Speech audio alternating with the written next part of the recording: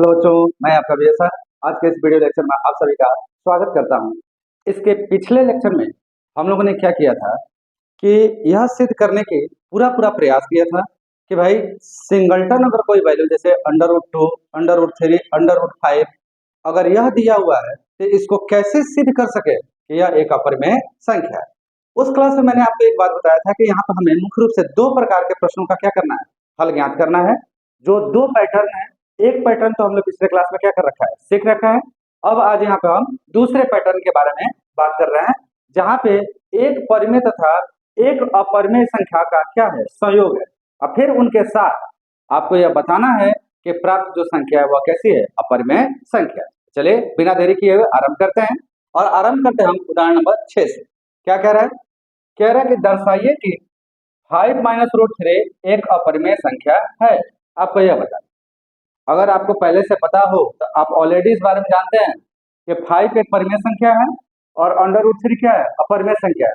तो परिमेय तथा अपरिमेय संख्याओं का अंतर सदैव क्या प्राप्त होता है, अपरिमेय प्राप्त होता है। ये बात हम पहले जानते हैं, लेकिन जानने के बावजूद भी हमें इसे क्या करना है, सिद्ध करना है। तो कैसे सिद्ध करेंगे? तो फिर वही पुराना तरीका कंट्राडिक्शन मेथड से, विरोधक नियम से। क्या कहता है विरोधक नियम?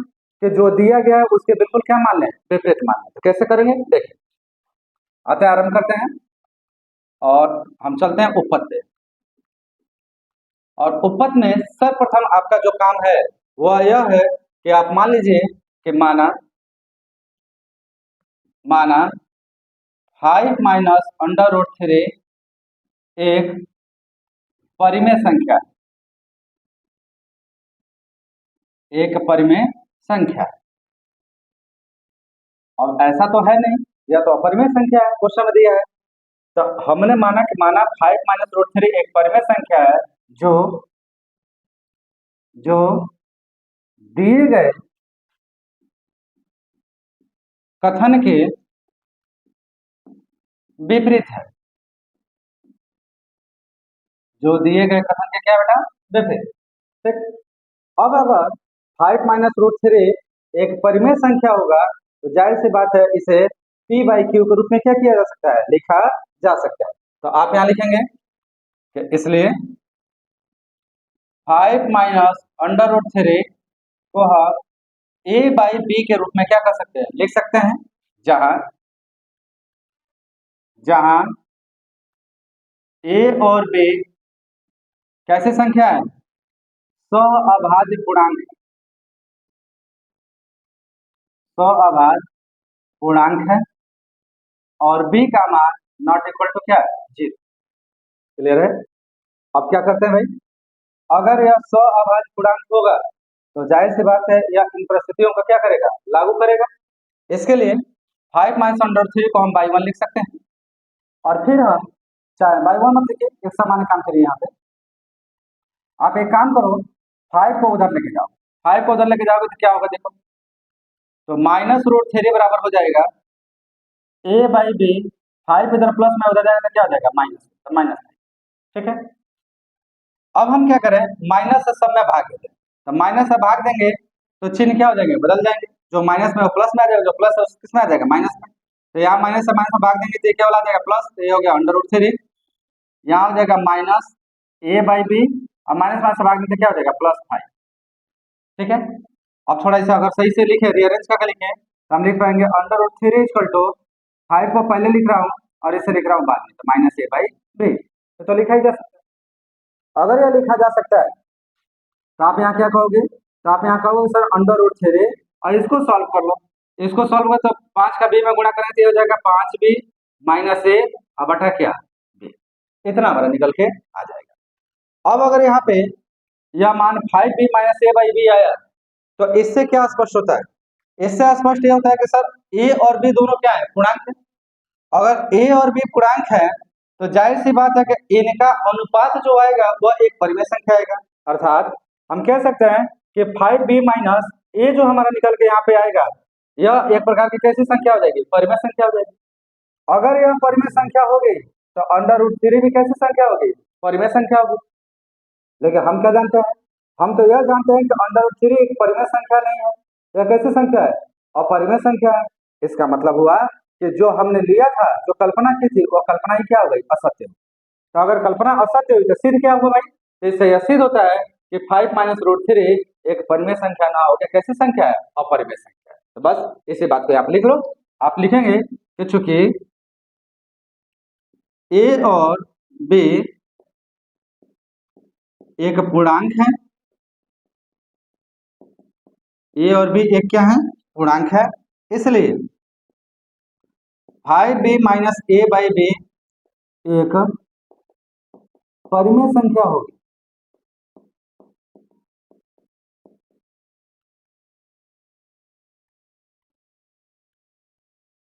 परिमेय संख्या है, होगी नहीं है।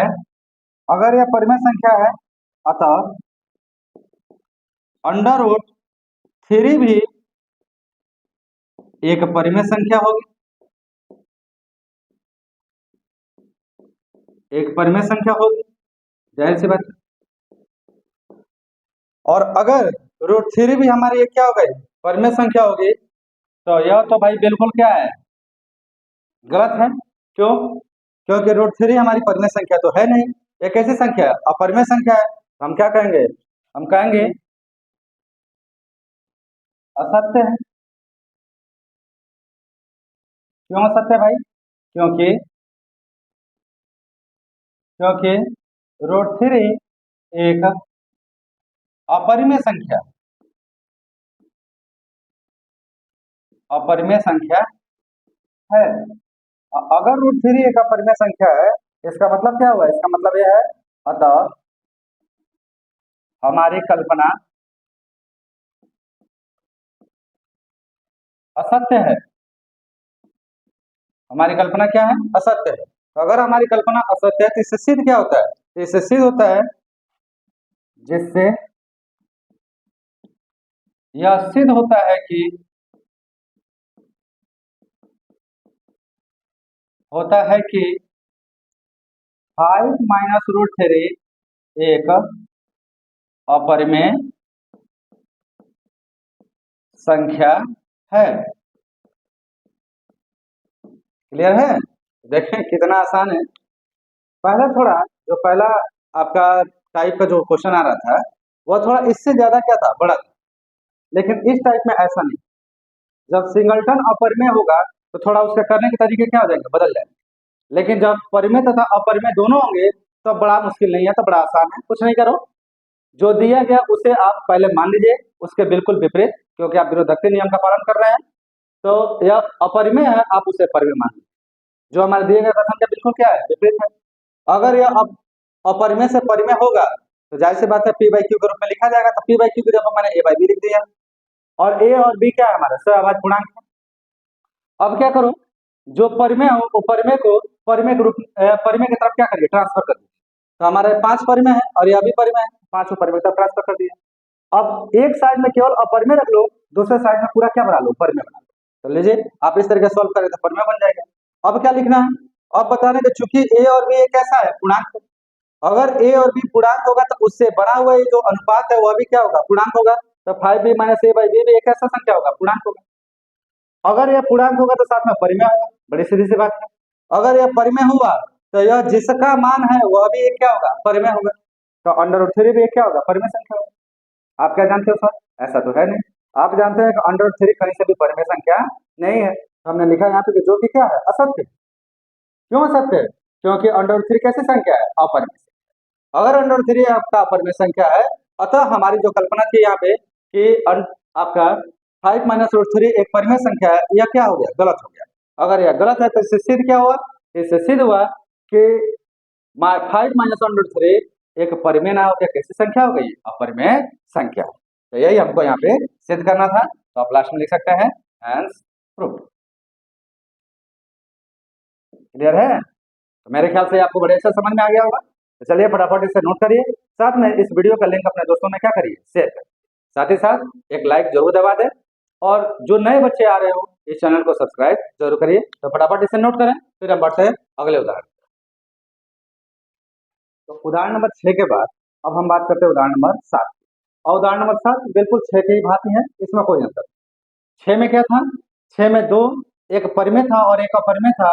उनका अंतर दिया गया था। इसमें क्या है, परिमेय तथा अपरिमेय का गुणज रूप दिया हुआ है। बात समझ आ रही है? तो करना बिल्कुल पहले की बात है, इसमें कोई अंतर नहीं है। जैसे 6 किया था वैसे बिल्कुल क्या करेंगे, हम 7 को भी करेंगे। और यह हमारा प्रश्नावली 1.2 का लास्ट उदाहरण है। तो इसको लगे आदमी क्या करते हैं, समझते हैं। बड़ा आसान है, देखो, दर्शाइए कि 3√2 एक अपरिमेय संख्या। क्या करो भैया, सबसे पहला काम है कि यहाँ पे हम बिल्कुल इसके विपरीत मान लें। अगर अपरिमेय सिद्ध करना है तो क्या मान लें, परिमेय मान लें। तो आप यहाँ लिखेंगे माना, उपपद में आप लिखिए माना 3√2 एक परिमेय संख्या, एक परिमेय संख्या है। अगर यह परिमेय संख्या होगा तो जो दिए गए कथन के क्या है, विपरीत है। जो दिए गए कथन के विपरीत, अगर यह दिए गए कथन के विपरीत है तो इसलिए 3√2 को हम a/b के रूप में लिख सकते हैं, क्योंकि परिमेय माना है। जहां जहां a और b कैसे संख्या है, पूर्णांक है, या सवाभाज्य पूर्णांक है, उससे कोई फर्क नहीं पड़ता है, आप लिख सकते हैं। और b का मान नॉट इक्वल टू 0। अब क्या करूं, अभी बताया मैंने, तो अपरिमेय को रखो एक साइड, अपरिमेय को कहाँ लेके जाओ, एक साइड। तो यहाँ पे 3 परिमेय है और √2 क्या है, अपरिमेय है। तो हम 3 को उधर भेजेंगे, 3 इधर मल्टीप्लाई में, उधर जाकर किसमें चला जाएगा, डिवाइड में। इसका मतलब √2 का मान आ जाएगा a/b इंटू 3। इधर से जाकर इधर डिवाइड होगा, या इसी को लिख पाएंगे कि √2 इक्वल टू a/3b, ऐसे लिख पाएंगे। अब क्या कहोगे भाई, अब कहोगे चूंकि a और b पूर्णांक है, तो पूर्णांकों का अनुपात क्या होता है, परिमेय होता है। तो इसलिए a/3b एक परिमेय है, या एक परिमेय संख्या है। अगर a/3b एक परिमेय संख्या हो गया तो यह मान किसका है, √2 का है। अतः √2 भी एक परिमेय संख्या है। इससे तो यही सिद्ध होता है, लेकिन हम तो जानते हैं कि यह परिमेय है नहीं, यह क्या है, अपरिमेय है। तो आप क्या लिखोगे, तो आप लिखोगे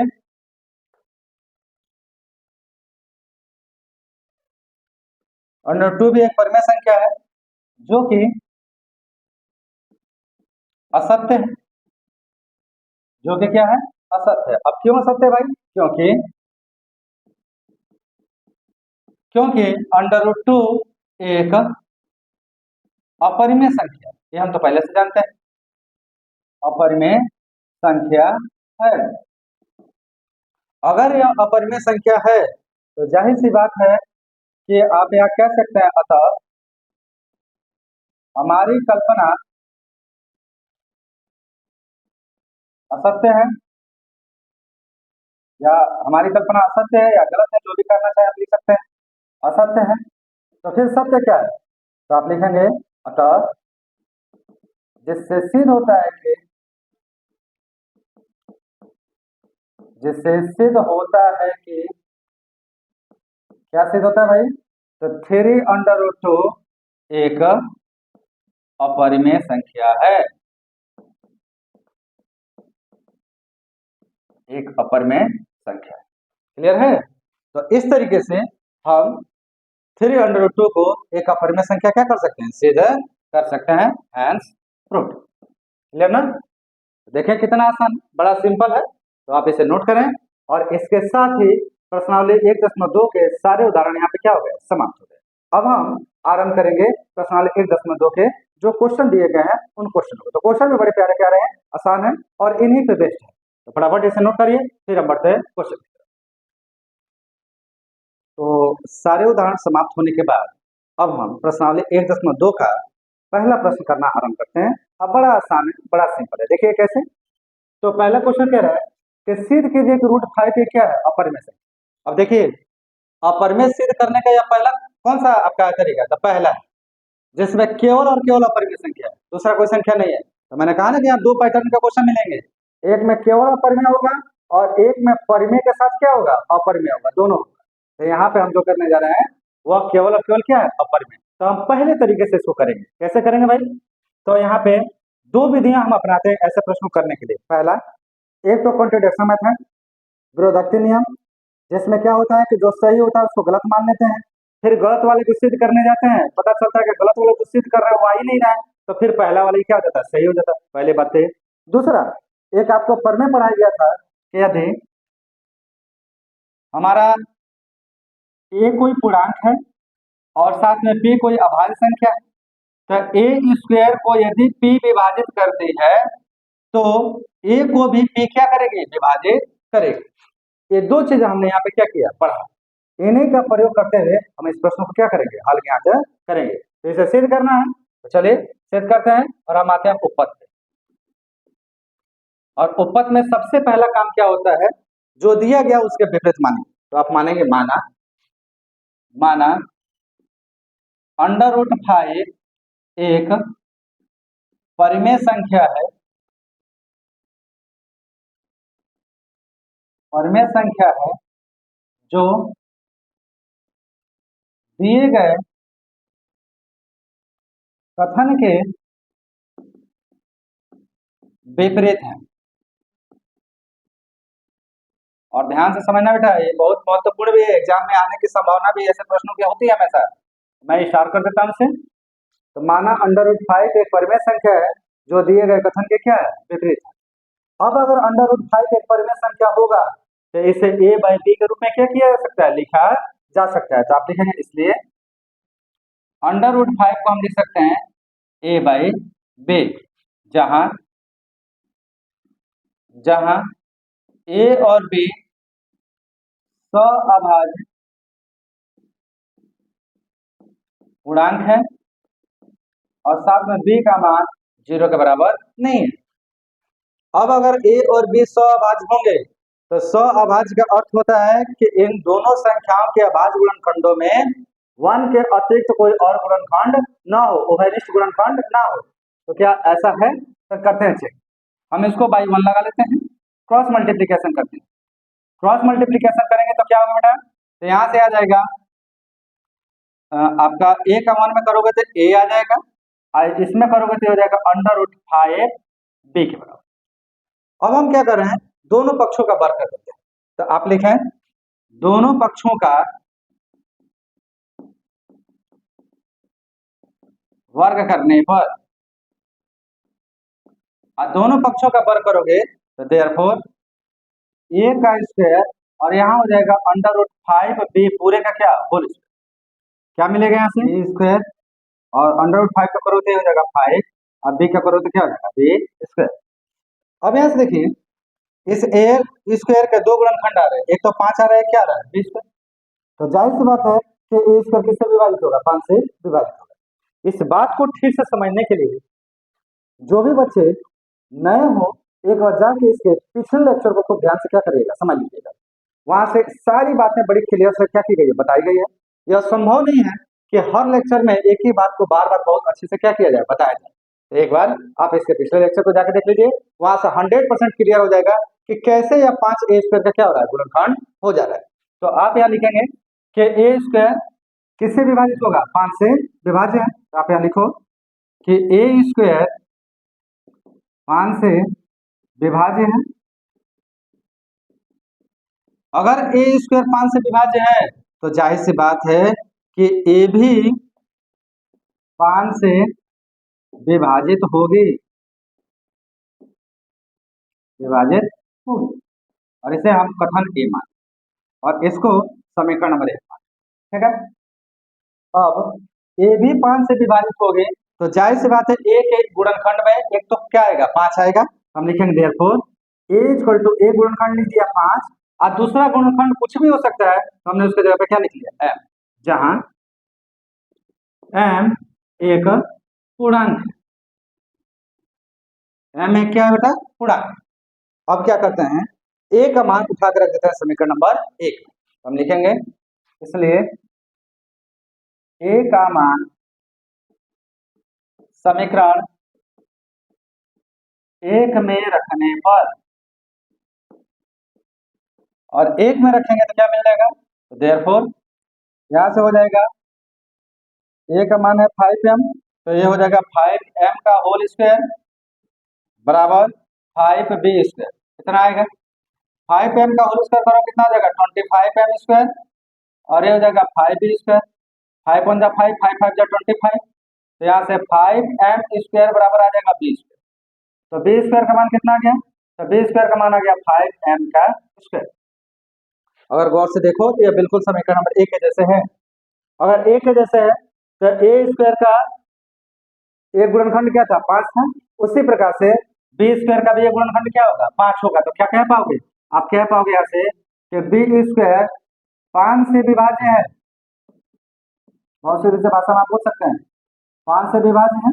अगर b² 5 से विभाज्य है तो जाहिर सी बात है b भी 5 से विभाजित होगा, विभाजित होगा। अगर यह 5 से विभाजित होगा तो यह हमारा कथन हो गया b। अब कथन ए और कथन बी को देखो, ए भी 5 से विभाजित है, बी भी 5 से विभाजित है। तो नहीं लगता है कि ए और बी के अगर अभाज्य गुणनखंड करें तो इन अभाज्य गुणनखंडों में एक उभयनिष्ठ गुणनखंड क्या आएगा, 5 आएगा ना। तो आप लिखे कथन ए व बी से क्या लिखोगे, लिखोगे ए तथा बी के अभाज्य गुणनखंडों में,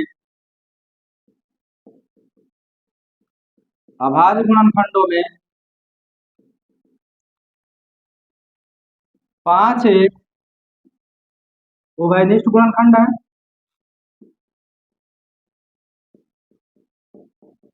5 एक उभयनिष्ठ गुणनखंड है। अगर 5 एक उभयनिष्ठ गुणनखंड है तो जाहिर सी बात है देयरफॉर ए और बी एक सअभाज्य पूर्णांक नहीं, सअभाज्य पूर्णांक नहीं। क्यों भाई, क्योंकि सअभाज्य पूर्णांक होने के लिए केवल और केवल 1 आपका उभयनिष्ठ गुणनखंड होना चाहिए था। यहाँ तो 1 के साथ साथ क्या हो गया, 5 भी उभयनिष्ठ गुणनखंड हो गया। तो ए और बी हमारा सअभाज्य पूर्णांक नहीं है। अगर यह सअभाज्य पूर्णांक नहीं है तो जाहिर सी बात है अतः ए बाई बी एक परिमेय नहीं है। अगर ए बाई बी एक परिमेय नहीं है तो ए बाई बी का मान क्या है, √5, इसलिए √5 भी एक परिमेय नहीं है, एक परिमेय नहीं है। तो फिर क्या है, तो आप कहेंगे अतः यह स्पष्ट है कि √5 एक अपरिमेय संख्या, अपरिमेय संख्या है। क्लियर ना। तो इस तरीके से हम ये बात समझ सकते हैं कि √5 एक परिमेय ना होकर कैसी संख्या है, अपरिमेय संख्या। तो मेरे ख्याल से आपको समझ में आ गया होगा। अगर आ गया तो फटाफट इसे नोट करें और फिर बढ़ते हैं हम अगले क्वेश्चन नंबर 1 के बाद। अब हम बात करते हैं क्वेश्चन नंबर 2 की। अब क्वेश्चन नंबर 2 देखें, यह दूसरा पैटर्न है। इसमें देखिए अपरिमेय के साथ साथ क्या है, परिमेय भी है। तो जैसे बात है दूसरा तरीके से होगा, बड़ा आसान है, बड़ा प्यारा है। चलिए करते हैं, कैसे करेंगे, तो आइए इसको पढ़ते हैं। अब पैटर्न चाहे कोई भी हो, पहला लाइन तो बस वही है कि जो दिया गया उसका विपरीत माना जाए। तो आप यहाँ लिखे माना 3 + 2√5 एक परिमेय संख्या,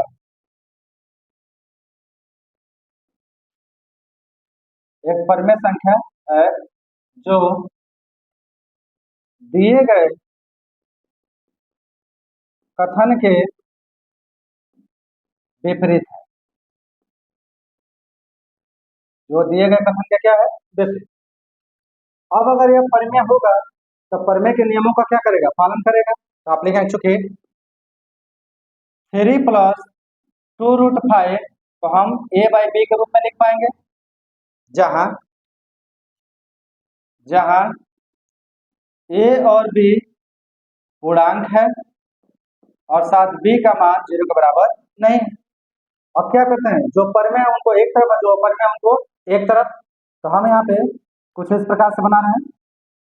हम अगर यह परिमेय है तो इसको उधर लेके जाते हैं, तो यह बन जाएगा 2√5 बराबर a बाई बी, प्लस में तो उधर जाकर किस में आ जाएगा, माइनस। पहले इसको सॉल्व कर लो, सॉल्व करेंगे तो आएगा 2√5 और ये हो जाएगा a minus 3b by b, b का गुणा 3 में कर दिया, तो a minus 3b by B. अभी भी यह संपूर्ण रूप से आपका परिमेय नहीं है, तो हम 2 को भी इधर भेजेंगे।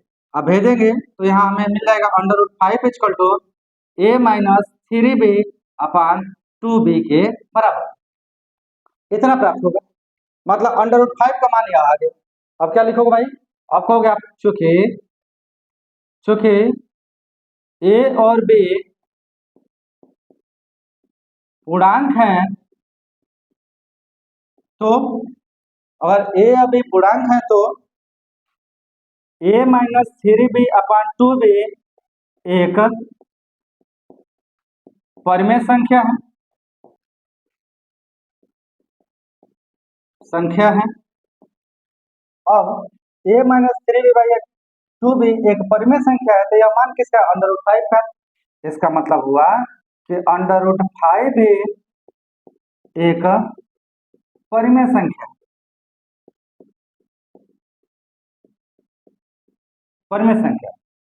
ऐसा तो है ही नहीं। हम तो जानते हैं कि √5 परिमेय संख्या नहीं है, तो आप कहेंगे जो कि असत्य है, जो कि असत्य। अब क्यों असत्य, क्योंकि √5 एक अपरिमेय संख्या है, √5 कैसी संख्या है, अपरिमेय संख्या। इसका मतलब क्या हुआ, इसका मतलब हुआ अतः हमारी कल्पना यहाँ गलत है। तो फिर सही क्या है, तो आप कहेंगे देयरफॉर सही यह है कि 3 प्लस 2√5 एक अपरिमेय संख्या है, एक अपरिमेय संख्या है। और यही हमें क्या करना था, सिद्ध करना था। देखिए कितना आसान है, बहुत आसान है। प्यार से पढ़िए, ध्यान से पढ़िए, आपको बहुत अच्छे से क्या होगा, समझ में आएगा। तो इस तरीके से हम 3 प्लस 2√5 को एक अपरिमेय संख्या क्या कर सकते हैं, सिद्ध कर सकते हैं। तो अगर आपको वीडियो अच्छा लग रहा है तो इसे क्या करें, लाइक करें। साथ में टेलीग्राम चैनल से जुड़ना बिल्कुल ना भूलें। डिस्क्रिप्शन में आपको टेलीग्राम चैनल का क्या मिल जाएगा, लिंक मिल जाएगा। अन्यथा आप सीधे टेलीग्राम पे जाके बड़े भारत भाई सर्च करके और वहां से चैनल से क्या हो जाए, ज्वाइन करें। साथ ही साथ इंस्टाग्राम पे भी हम लोग अब नई आईडी इंस्टाग्राम पे भी अपने बड़े भारत भाई विजय सर का ऑफिशियल चैनल बन गया है। आप वहां भी जाके क्या कर लीजिए, ज्वाइन कर लीजिए। चलिए फटाफट नोट करिए और साथ में अपने दोस्तों को भी अधिक मात्रा में इस चैनल से क्या करिए, जोड़िए। नोट करें, फिर बढ़ते हैं अगले प्रश्न। तो क्वेश्चन नंबर 2 के बाद अब हम बात करते हैं क्वेश्चन नंबर 3 की। अब क्वेश्चन नंबर 3 बड़ा शानदार, क्यों, क्योंकि इसमें दोनों पैटर्न दे रखा है। हमारा एक बड़ा पैटर्न है वो भी दे रखा है और एक छोटा पैटर्न वो भी दे रखा है। तो हम दोनों पैटर्नों को इसमें क्या करने वाले, हल ज्ञात करने वाले। बड़ा मजेदार है, बड़ा सिंपल है। चलिए ध्यान से देखिए कैसे हम करेंगे। तो एक एक करके हम करना आरंभ करते हैं। जैसे सबसे पहले पहला लेते हैं, इसके हल में हम पहला करने चल रहे हैं।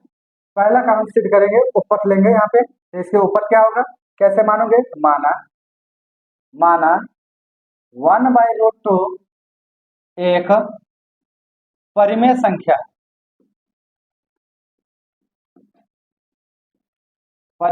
है जो दिए गए कथन के विपरीत, जो दिए गए कथन के क्या है, विपरीत। अब ऐसा क्यों मान लिया, क्योंकि क्वेश्चन कहा कि सिद्ध कीजिए कि निम्नलिखित संख्याएं अपरिमेय है। 1/√2, 7√5, 6 प्लस 1/√2। अब इस क्वेश्चन को करने के दो तरीके हैं आपके पास।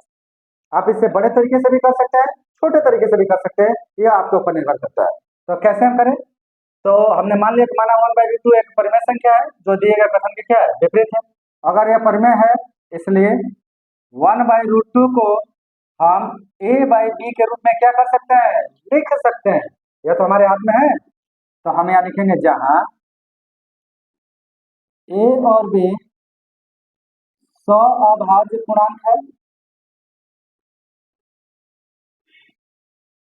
और साथ में b का मान 0 के बराबर नहीं। अब क्या करते हैं, क्रॉस मल्टीप्लीकेशन करते हैं। क्रॉस मल्टीप्लीकेशन करेंगे तो b का मल्टीप्लाई 1 होगा तो हो गया b, और इसका मल्टीप्लाई होगा तो ये हो जाएगा √2 a के बराबर। अब क्या करें बच्चा, दोनों पक्षों का वर्ग करते हैं। लिखें दोनों पक्षों का वर्ग करने पर, अब दोनों पक्षों का अगर वर्ग किया जाता है तो क्या मिलेगा, तो यहां से मिलेगा देयरफॉर b² बराबर √2a पूरे का क्या होल, यहां से मिल जाएगा हमारा b² बराबर 2a², ये मिलेगा। अब इसे हम लेते हैं समीकरण नंबर 1। अब गौर से देखो b² का दो गुणनखंड है, एक तो है 2 और एक क्या है a², तो क्या कह पाओगे, आप कह पाओगे कि b² 2 से विभाजित, b² 2 से विभाज्य है। अगर b² 2 से विभाज्य है इसका मतलब होता है कि b भी 2 से विभाज्य होगे, 2 से विभाज्य होगी, और ये हो गया कथन क्लियर। तो इस तरीके से हम समझ सकते हैं कि b भी किससे विभाजित होगी, 2 से विभाजित होगी। अब अगर b 2 से विभाज्य होगा तो जाहिर सी बात है कि b के एक गुणनखंड में क्या आएगा बेटा, 2 भी आएगा। तो हम यहाँ पे लिख सकते हैं कि देयरफॉर b का मान आ गया 2 गुणे m के बराबर, जहां m एक पूर्णांक है, इतनी बात हम लिख सकते हैं, m एक पूर्णांक है। अब क्या करते हैं, b का मान उठाकर रख देते हैं समीकरण नंबर 1 में, तो लिखेंगे b का मान समीकरण 1 में रखने पर, और 1 में रखोगे तो क्या मिल जाएगा, तो आपको मिल जाएगा देयरफॉर, यहां रखिए तो 2m का होल स्क्वायर बराबर 2a का स्क्वायर, क्या यहां से मिलेगा, तो यहां से मिल जाएगा 2m का होल स्क्वायर करोगे 4m², और ये हो जाएगा 2a², 2 1 2 2 2 4, तो देयरफॉर यहां से 2m² का मान आ गया a², या हम लिख सकते हैं कि a² का मान आ गया 2m² के बराबर। अब अगर गौर से देखो तो यह समीकरण नंबर 1 बिल्कुल एक ही जैसे दिखाई दे रहा है, तो क्या कहोगे, जब यहाँ b² का एक गुणनखंड 2 था तो यहाँ पे a² का भी एक गुणनखंड क्या होगा, 2 होगा। तो आप लिखेंगे यहाँ से कि a² 2 से विभाज्य है, a² 2 से विभाज्य है, इसलिए a भी 2 से विभाजित होगी या विभाज्य होगी, और ये हो गया कथन बी, ये हो गया कथन ए और ये हो गया कथन बी। अब क्या कह सकते हैं, कथन ए और बी,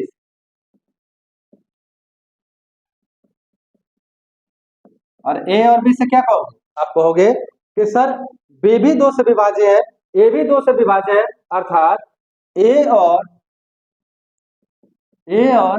बी के अभाज्य गुणनखंडों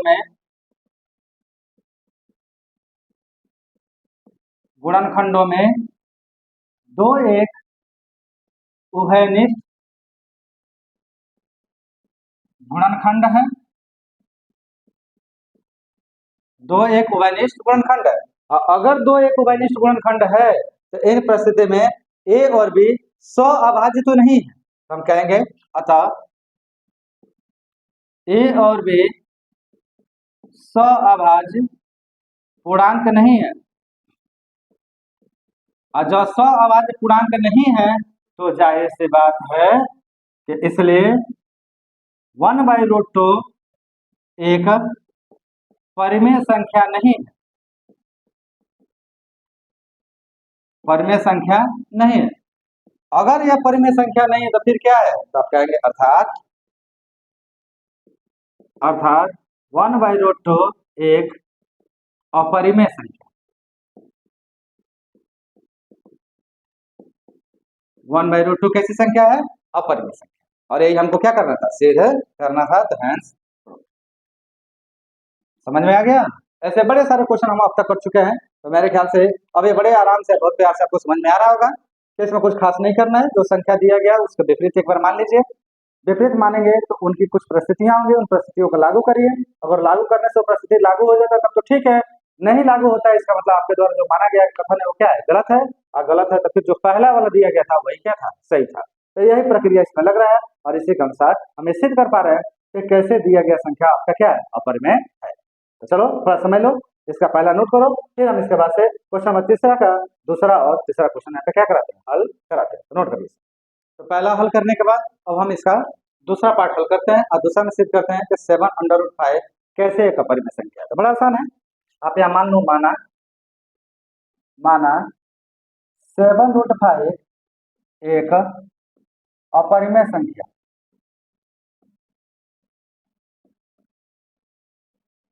अपरिमेय संख्या है जो दिए गए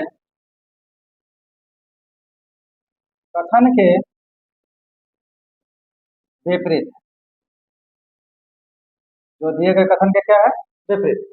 ठीक है, अब अगर यह विपरीत है तो आप लिखेंगे इसलिए 7√5 को हम a/b के रूप में लिख सकते हैं, जहां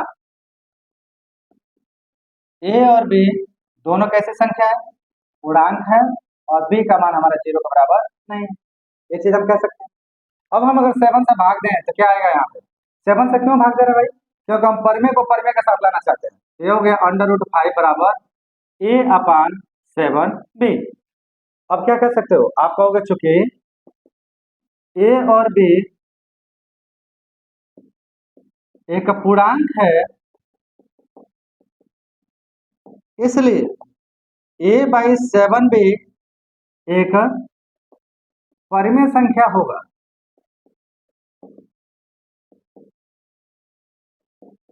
होगा या है, अगर यह परिमेय संख्या होगा अर्थात √5 भी एक परिमेय संख्या होगा,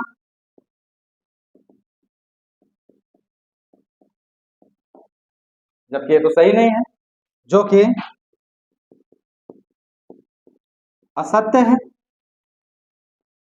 जो कि क्या है, असत्य। अब असत्य तो क्यों असत्य है, क्योंकि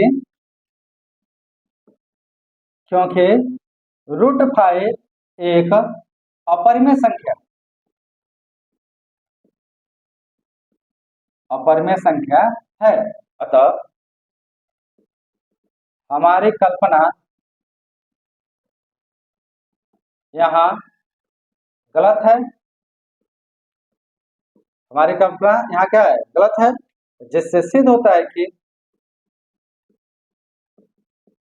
जिससे सिद्ध होता है कि क्या सिद्ध होता है भाई, कि 7√5 एक अपरिमेय संख्या है, एक अपरिमेय संख्या है। इससे यही बात क्लियर ना। तो देखिए कितना आसान है, और इस तरीके से हमारा क्या हो जाता है, प्रूफ हो जाता है। आप इजीली में इसे क्या कर सकते हैं, प्रूफ कर सकते हैं। तो पहला जो था वो पहले पैटर्न पे था, दूसरा था जो दूसरे पैटर्न पे, और तीसरा भी जो है वो भी क्या है, दूसरे ही पैटर्न पे है। तो बड़ा सिंपल है, नोट करो। और फिर हम इस एक्सरसाइज का 1.2 का लास्ट प्रश्न, तीसरा प्रश्न कराने जा रहे हैं, और साथ में इसी के साथ आपका यह पूरा का पूरा चैप्टर क्या हो जाएगा, यहाँ पे समाप्त हो जाएगा। नोट करें, और फिर हम कराते हैं आपको तीसरा। दूसरा समझने के बाद अब तीसरा क्वेश्चन का तीसरा वाला हम समझने चल रहे हैं। बड़ा सिंपल है, बहुत आसान है, कैसे करेंगे देख लो। आप यहाँ पे दिया गया 6 + √2 को परिभाषित करिए। तो बस माना 6 + √2 एक अपरिमेय संख्या, ये आप मान लो अपरिमेय संख्या है, जो कि दिए गए कथन के विपरीत है, जो कि दिए गए कथन के क्या है, विपरीत। अगर यह विपरीत है तो देयरफॉर 6 + √2 को हम लिख पाएंगे a/b के रूप में, बड़ी आसान से लिख लेंगे, और साथ में दिखाएंगे जहां जहां a और b पूर्णांक है और b का मान ≠ 0, ये कंडीशन है। तो अब इसके आधार पर हम बस पहले की बात करते हैं, परिमेय को परिमेय की तरफ ट्रांसफर कर देते हैं। तो यहाँ से √2 बराबर हमें मिल जाएगा ए बाई बी, 6 को उधर भेजोगे तो क्या हो जाएगा -6, यही आएगा। अब आप इसे सॉल्व कर लीजिए, सॉल्व करेंगे तो अंडर 2 इक्वल टू हो जाएगा a-6b बाई बी, ये तो करना आता है ना, बाई 1 लगा लीजिए, एलसीएम ले लीजिए बी, अभी का 6 से मल्टीप्लाई करेंगे कितना हो जाएगा 6। अब ए और बी को हमने क्या माना है, पूर्णांक, तो आप यही बात लिख चुके, ए और बी एक पूर्णांक है, तो अगर ए और बी एक पूर्णांक है तो इसलिए a-6b बाई बी एक कैसी संख्या होगी, परिमेय संख्या, या परिमेय संख्या होगी। अगर यह परिमेय संख्या होगी तो जाहिर सी बात है कि अंडर रूट 2 भी एक परिमेय संख्या होगी, एक परिमेय संख्या होगी, जो कि कहीं से भी सत्य नहीं है, हम कहेंगे जो कि सत्य नहीं है या जो कि असत्य है। क्यों असत्य है भाई, क्योंकि अंडर रूट 2 एक अपरिमेय संख्या,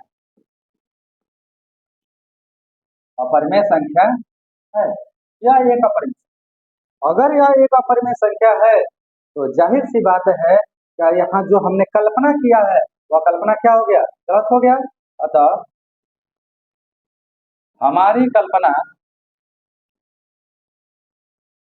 कल्पना गलत है। अगर हमारी कल्पना क्या है, गलत है, तो इससे क्या सिद्ध होता है, तो जिससे सिद्ध होता है कि जिससे सिद्ध होता है कि 6 प्लस अंडर रूट 2 एक अपरिमेय संख्या, अपरिमेय संख्या है। Hence, तो इस तरीके से हम क्या कर सकते हैं, सिद्ध कर सकते हैं कि 6 प्लस अंडर रूट 2 एक क्या है, अपरिमेय संख्या। तो मेरे ख्याल से मेरे मोहन प्यारे, आप लोगों को बड़े अच्छे से बात समझ में आ रही होगी, और आप खूब प्यार से खूब ध्यान से इसको क्या करिए, समझने का प्रयास करिए। थोड़ा सा लेक्चर आने में थोड़ी दिक्कतें हो रही हैं, प्रॉपर तरीके से समय से लेक्चर आ नहीं पा रहा है, लेकिन आप बिल्कुल घबराइएगा मत, दिसंबर से पहले पहले तक आपका पूरा कोर्स यहाँ पे क्या हो जाएगा, कंप्लीट हो जाएगा। साथ में दिसंबर के बाद से हम लोग 1 शॉट करना स्टार्ट करेंगे, जिसमें आपकी पूरी क्या हो जाए, रिविजन भी हो जाए ठीक से, और आपकी बोर्ड की तैयारी खूब ठीक से खूब ढंग से क्या हो सके, संपूर्ण रूप से सुचारू रूप से कंप्लीट हो सके, जिससे आप बोर्ड में अच्छे से अच्छे मार्क क्या कर सके, गेन कर सके। तो इसी प्रश्न के साथ हमारा वास्तविक संख्या का पहला अध्याय यहाँ पे क्या होता है, समाप्त होता है, और बहुत जल्द हम लोग अगले लेक्चर जो आपका दूसरा अध्याय है बहुपद, उसमें बहुत जल्दी क्या करेंगे, मिलेंगे। तब तक आप सब इसको नोट करें, साथ में अपने दोस्तों को भी अधिक मात्रा में इस चैनल से क्या करिए, जोड़ने का प्रयास करिए। चलिए मिलते हैं बहुत जल्दी अगले लेक्चर में, तब तक आप सभी का बहुत बहुत धन्यवाद।